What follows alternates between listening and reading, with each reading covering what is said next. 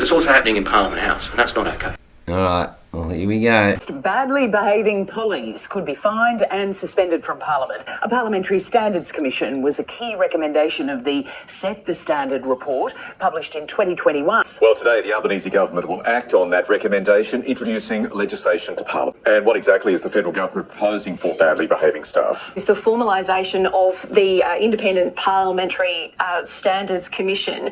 That would both set standards, a code of conduct for the work, will also be a sort of regulator. So if a complaint, for example, is made against an MP, say a $450,000 a year parasite class bureaucrat, there will be the ability for a commissioner to look at that complaint.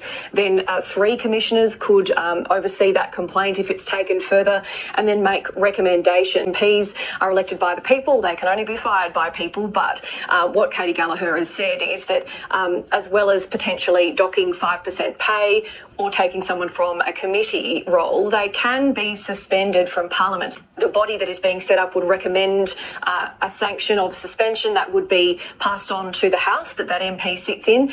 That House or that chamber would then vote whether or not to suspend that MP. in effect firing them and removing representation in the Parliament from all those people in that electorate. And so without ability to vote or participate in the parliamentary process, that would be the most serious sanction that a parliamentarian could face. Is there a limit on the time for the suspension, or can it just be till the next election? To bring in a bill this significant, they needed a talisman. Now, that report was done on the back of those allegations from the former Liberal staffer Brittany Higgins that she was raped inside a minister's office.